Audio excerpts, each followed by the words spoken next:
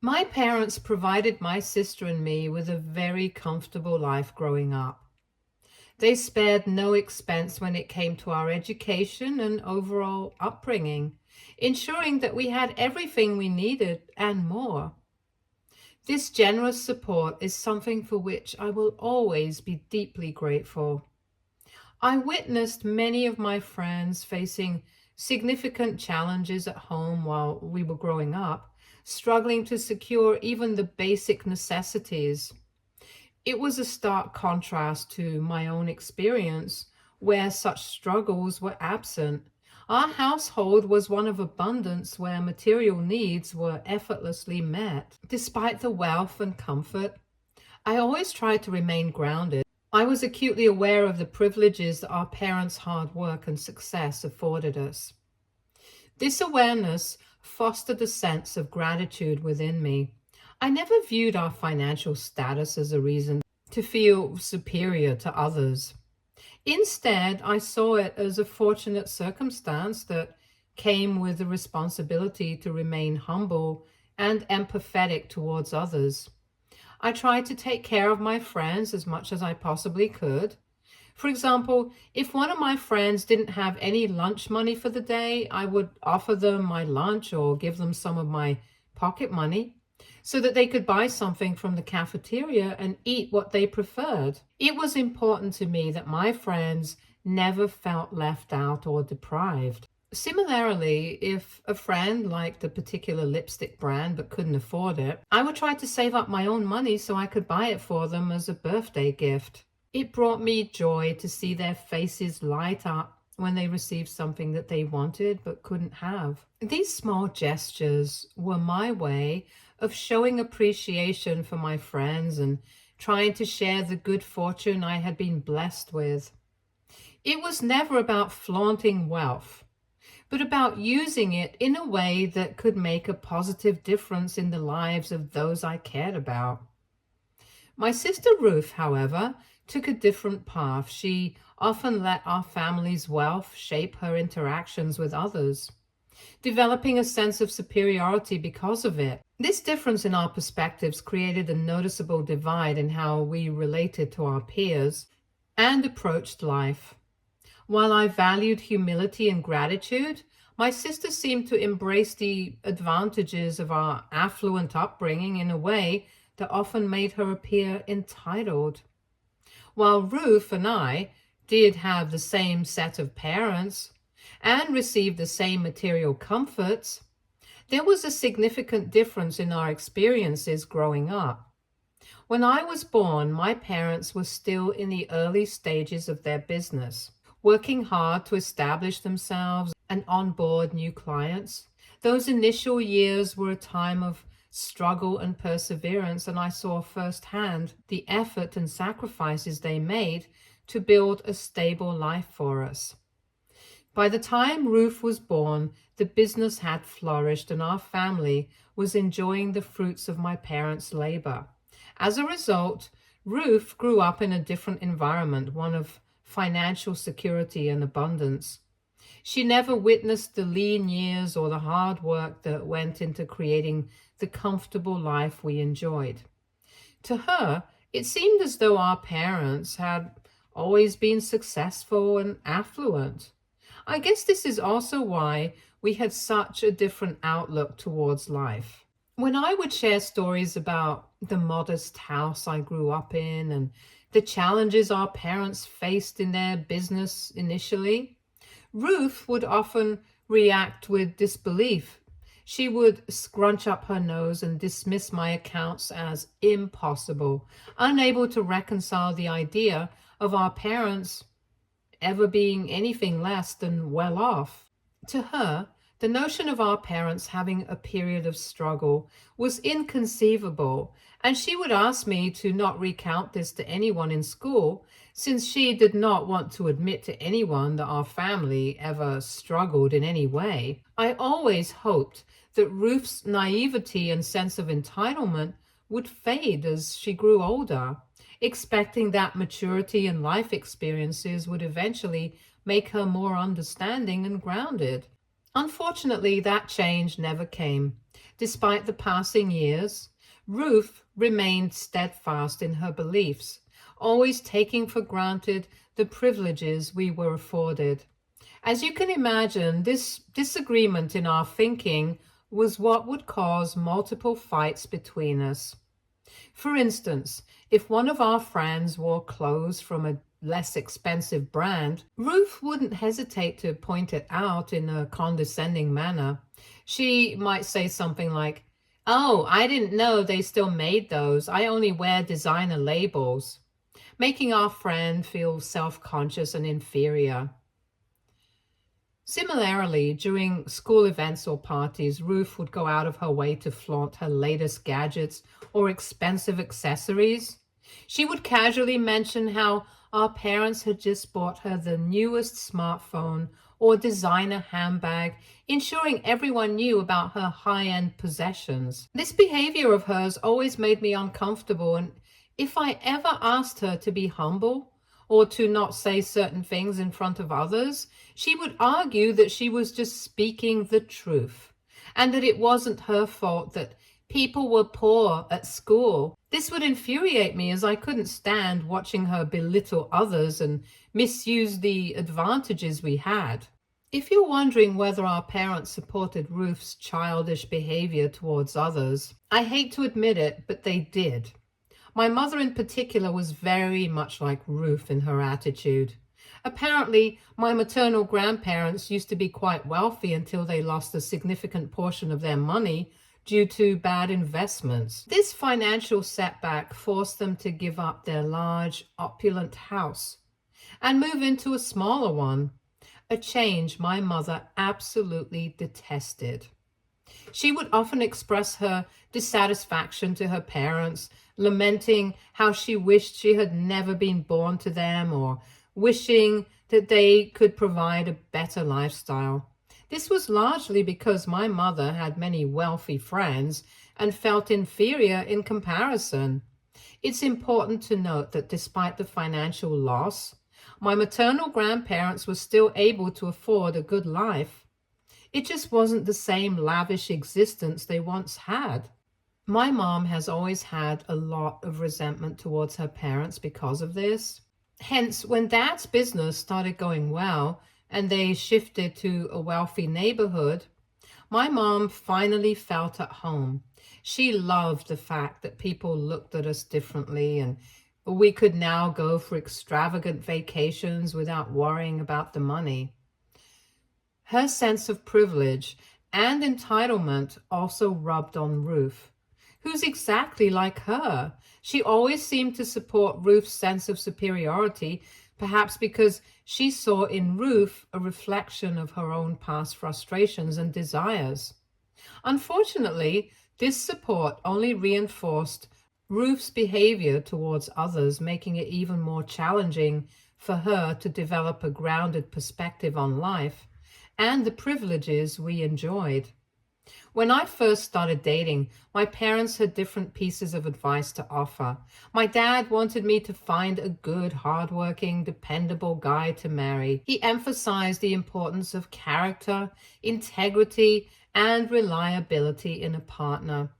My mom, on the other hand, had a very different perspective. She insisted that I should marry into a wealthy family so that I could enjoy a lavish lifestyle and she could gain access to wealthier friends within her social circle. I felt bad that she was essentially using me to climb an imaginary social ladder, valuing status and wealth over genuine connection and personal happiness. This pressure made my early dating experiences quite challenging. When I first started dating, my mom would often interfere and tell me how the guy wasn't good enough for me and kind of pressured me to break up with them. This resulted in a few fights, after which my dad had a talk with my mother and she decided to keep her mouth shut about my dating life. However, I also quickly realized over the years that many men in the real world were more interested in my family's wealth than in who I was as a person. They saw me as a ticket to a comfortable and affluent life rather than appreciating me for my personality, values, or aspirations. This realization was disheartening and made it difficult for me to find someone who was genuinely honest and kind, someone who could emotionally support me and be my pillar of strength. I often found myself questioning the motives of those who showed interest in me, making it hard to trust and form meaningful connections. This is why when I first met Robert, I wasn't that excited initially. I assumed he, like every other guy before him, would light up at the mention of my family's wealth and try to get me to talk about my dad's assets. However, Robert turned out to be different. He didn't give 2 cents about what my dad had or the kind of lifestyle I grew up in. Instead, Robert asked me the important questions. He wanted to know how I felt growing up with my family. He was genuinely curious about whether my family looked after me or if they were too busy with their own schedules. He even asked if I felt lonely and miserable growing up. These questions showed me that he was interested in me as a person, not as an extension of my family's wealth. Robert's focus on my feelings and experiences rather than my family's financial status was refreshing and comforting. It was the first time someone had taken the time to understand my personal history and emotions rather than just my family's material wealth. This approach made me realize that Robert saw me for who I truly was, and it marked the beginning of a meaningful connection between us. Unlike me, Robert had a humble upbringing, yet he never made me feel like I was just a money bag to him. He would take me out on dates, to small cafes, and treat me like a queen. I loved how he was so confident in who he was and never felt inferior or put me down, unlike many men I had encountered in the past. Robert's lack of a big ego and his genuine appreciation for life stood out to me. He wasn't trying to impress me with grand gestures or extravagant outings. Instead, he focused on creating meaningful experiences and showing me genuine care and affection. This authenticity made me feel valued and cherished in a way I hadn't felt before. Robert's ability to see and appreciate the simple joys in life without feeling the need to compete or prove himself created a sense of stability and comfort in our relationship. This is why when I introduced Robert to my family, I was quite nervous since I was serious about him and wanted to see if he could fit in with my family. I was particularly worried about how my mother and sister would react, given their tendency to put others down. During lunch, my dad engaged Robert in a conversation about his business and listened attentively as Robert talked about his job.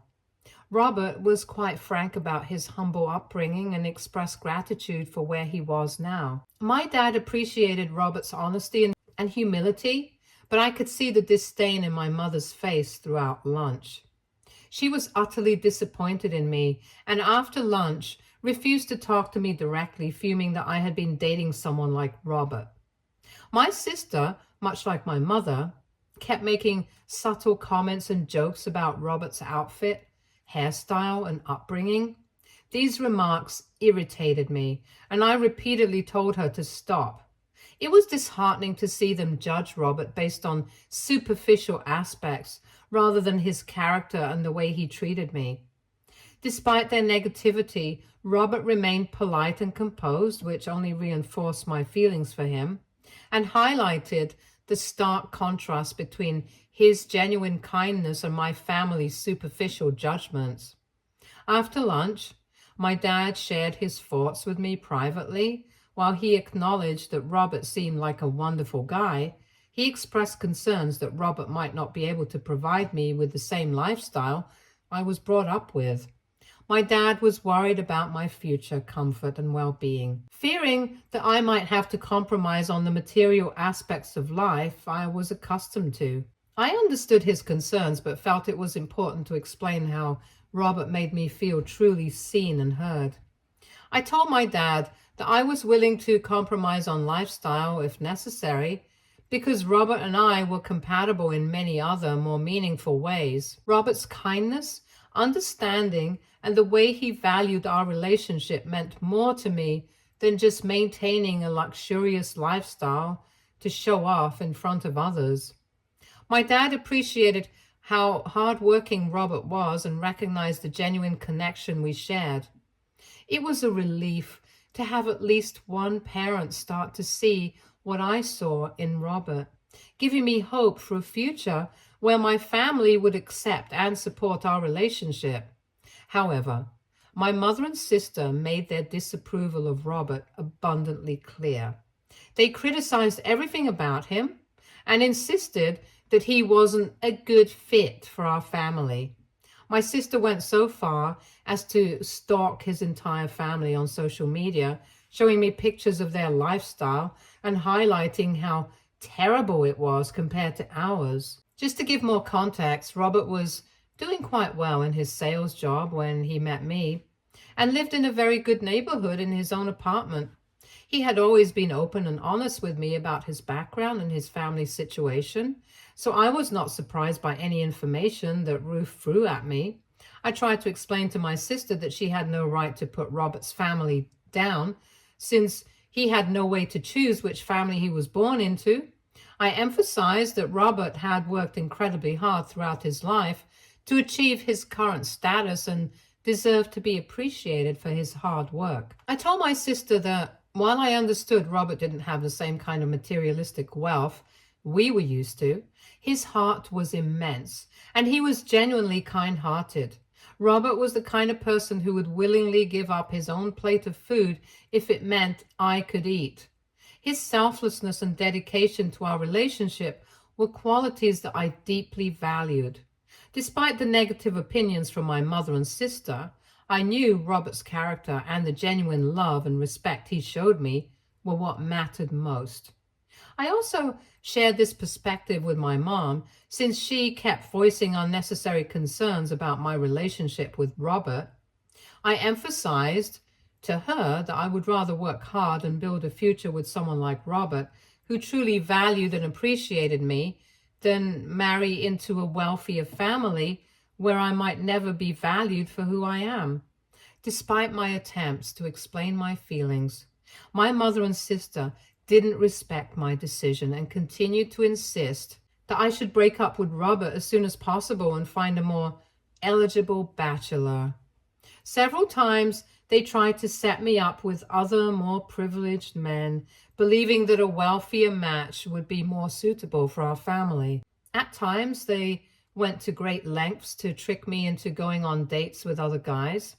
They would call me to meet up for a movie or at the mall, only for them to not show up, and then would suddenly spring me with the news that they had set up a date for me. They would pressure me into going on dates with these men that they had supposedly arranged.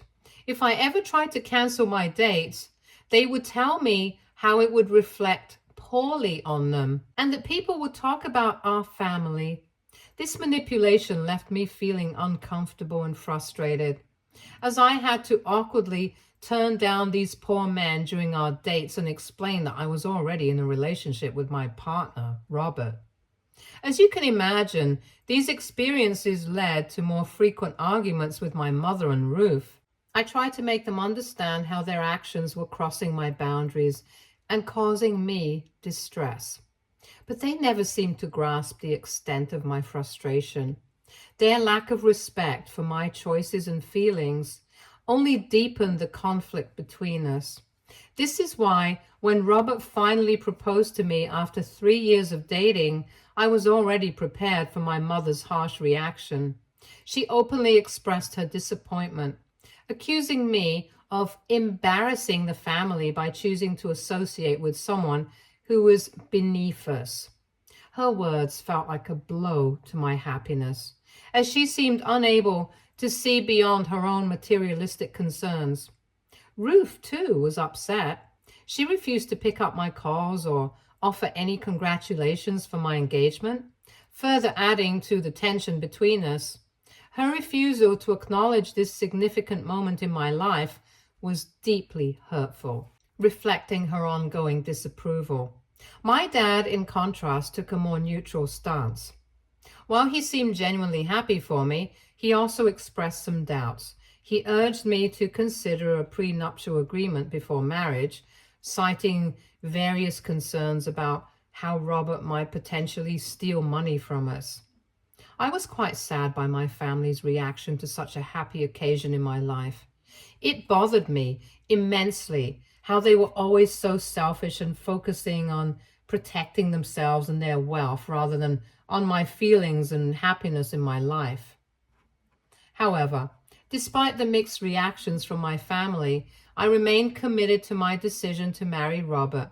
When it came time to plan our wedding, Robert and I decided we wanted to handle the expenses ourselves. We were determined not to ask for any financial support from our parents. All I hoped for was that my family would be present at the wedding and celebrate this joyous occasion with us, without any complaints. However, just a day before the wedding, my parents requested a one-on-one meeting with me. During this meeting, my mother took the lead in expressing her dissatisfaction, telling me that the wedding was a huge mistake. My mother kept saying how Robert just didn't match our lifestyle and how she felt ashamed of being associated with someone who was just a useless sales guy. She said her friends' daughters were marrying into wealthier families while I was apparently downgrading myself by being associated with this man. My mother even commented about how this was why Ruth's always been her favorite child, since she understood and shared her perspective, which was extremely hurtful for me to hear. In the back of my head, I always knew my parents didn't love me as much as they loved Ruth, but she had never been so outright open about her feelings until that day.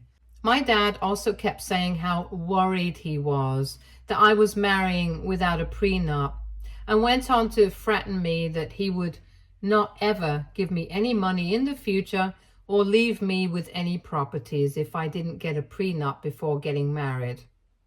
He kept saying how he didn't work so hard for another man to steal it away from us. I tried to reassure my parents, explaining that Robert genuinely loved me and that while he wouldn't mind signing a prenup if I asked, doing so would be unfair to him. I knew Robert well enough to be confident that he would never take a penny from me regardless of what happened. Despite my efforts to convey this, my parents' worries and judgments persisted and they refused to back down. As a last resort, my mother issued an ultimatum, threatening that if I didn't heed their concerns, she and my dad would not attend the wedding. She also said that my dad would not walk me down the aisle. I was stunned by her threats and looked at my dad, hoping he might counter her stance. Instead, he nodded in agreement with my mom, telling me that I was walking on clouds and needed to understand their perspective as well. He expressed that he would prefer to cut me off now rather than risk being financially exploited by Robert later during my divorce. Their reactions were deeply hurtful and disheartening. I felt overwhelmed by the gravity of their threats and their refusal to support what was supposed to be one of the happiest moments of my life. Their unwillingness to accept my choice and their focus on potential financial pitfalls rather than my happiness left me in tears. Thus, I reached a breaking point. I decided that I would rather live a life without my unsupportive parents than a life without Robert. My love for Robert and the life we were building together were far more important to me than their acceptance. I uninvited my parents from the wedding and walked out of their house, promising to never come back. Looking back, I'm glad I made that decision. Even 5 years later, Robert and I are happily married, and he has never made me feel that choosing him was a mistake. He continues to be the love of my life, and our relationship has only grown stronger since we got married. Robert has advanced in his career, securing a much higher paying job, and we are now able to afford many things that we are grateful for. We both dedicate our weekends to various charity drives and donate money to underprivileged children whenever we can. These activities help keep us focused on what truly matters and bring a sense of purpose to our lives. In the past 5 years, my parents and I haven't spoken a word. The rift between us remained unhealed, and their continued disapproval created an insurmountable barrier. As for Ruth, our relationship was never strong to begin with, so it's not surprising that she has also chosen not to speak to me. Despite the lack of communication with my family, I have found solace and fulfillment in the life Robert and I have built together. This is why, when my mother called me out of the blue yesterday, I was quite taken aback. Initially, I ignored her calls, unsure of what to make of them. Given the long period of silence and the strained nature of our relationship, I was reluctant to engage. However, a swirl of thoughts raced through my mind. Perhaps there was a medical emergency or something had happened to my dad. So I decided to answer when she called me for the third time. The conversation began in an awkward silence. Neither of us knew quite how to bridge the gap that had grown over the years. My mother eventually broke the silence with small talk, asking if I was doing well. I didn't want to be outright rude, so I answered her question politely, but I also wanted to address the reason for her unexpected call. I asked her directly why she had reached out after all these years of estrangement. This was when my mother slowly admitted that she and Dad had been keeping tabs on me and Robert over the years. She revealed that they were pleased to see how well we were doing. Despite their earlier disapproval, it seemed they had been watching from a distance and were satisfied with our progress. However, the real reason for her call became clear when she explained that she believed I was the only person she could turn to help out with the situation regarding my sister Ruth. According to my mother, Ruth was involved with a wealthy man who had serious issues, including a drinking problem and a gambling addiction that had led to a lot of debt. My parents had tried various approaches to break them up, but Ruth had refused to listen to them. She was determined to stay with this man because she believed he could provide her with the life she had always dreamed of. However, the situation had deteriorated further.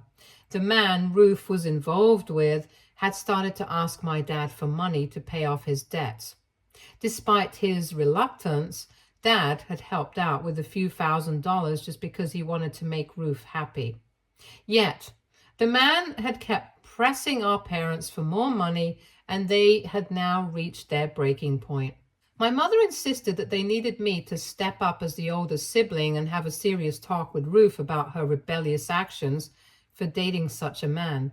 She argued that since Robert and I had managed to turn our lives around over the years, my sister needed to learn from my example. My mother urged that I was their last hope and told me that I needed to keep our differences aside and help my younger sister out in whatever way I could. My mother's revelation was startling. At this point, I realized my parents were looking to me not just for support, but for a resolution to Ruth's ongoing issues. And maybe my mother thought I could potentially help out by paying off the guy's debts. So I asked my mother to stop talking and reminded her that she needed to stop using terms like older sister and family when speaking to me. I pointed out that she, Dad, and Ruth had all refused to communicate with me for years. It felt disingenuous for her to suddenly invoke these familial roles when they had been so distant and unsupportive. I wanted her to first acknowledge the long-standing issues between us and the emotional distance that had been created before expecting me to step in and resolve their problems with Ruth. However, my mom refused to apologize and told me that she and Dad did what they thought was right at the time and that I needed to let the past go. AITA, if I refused to help out my parents after the way they treated me and Robert? Update 1. Wow, when I posted this, I had no idea that so many people would support my decision. I'm genuinely taken aback that I was not wrong to think of not helping out my parents, even though they seemed desperate. I do agree that I deserve to get a proper apology from them after all these years, and that they have no right to ask for my help just because they have no one else to turn to. Update 2. It turns out I received a call from Dad today, just 2 days after Mom reached out to me. He started by apologizing to me for everything and told me how blinded he was to not see and appreciate Robert for who he was. Dad then explained the various problems he's been facing in his business since Ruth became involved with her boyfriend. Apparently, the man has a very bad reputation, and understandably, potential investors and clients are now hesitant to be associated with my dad due to this connection. Dad admitted that he had lost a significant amount of money trying to pay off Ruth's boyfriend's gambling debts, but the man just never learned his lesson. He expressed that, given the severity of the situation, him and Mom believed I was their only remaining option. They hoped I could help Ruth see the consequences of her actions and persuade her to reconsider her relationship with someone who had already caused so much trouble. This is when I suggested to Dad that he needed to do exactly what he had done to me 5 years ago. I told him that since no one could force Ruth to see the error of her ways because she was a grown adult woman, he needed to stop supporting her lifestyle with her boyfriend and should cut her off just as he had done with me. Dad remained quiet as I continued, reminding him that he had no hesitation in cutting me off, even though it turned out he was wrong about Robert. I told him that if he had been willing to do that to me, he should have no problem applying the same approach to Ruth, given her current situation. I made it clear that aside from this piece of advice, I owed nothing to them, and that their problems with Ruth were not my responsibility to solve. I have no idea if my dad will actually listen to me or not, but he didn't argue with me any further. Update 3. A quick update. After my phone call with Dad, my mom called me in a fit of anger. She was outraged, calling it distasteful for me to suggest that Dad cut off Ruth, and blamed me for the fact that Dad was even considering it. She yelled that I was supposed to talk sense into Ruth, not convince Dad to abandon her. I simply laughed and told her she needed to stop calling me and expecting me to help her precious daughter when she had no problem abandoning me during my wedding. I reminded her that I had only suggested an idea to Dad, and ultimately it was his decision to make. I reiterated that their problems with Ruth were not my concern. Since that conversation, I have blocked both of my parents from my phone. The recent interactions have taken a toll on my mental health, and I no longer want to be involved with my family in any way. Honestly, I don't care what happens to Ruth. I hope this is a lesson for my parents for always having treated me differently. I'm quite happy with Robert currently and want to focus on the life we share. Stay tuned for more stories from Argo Relationships.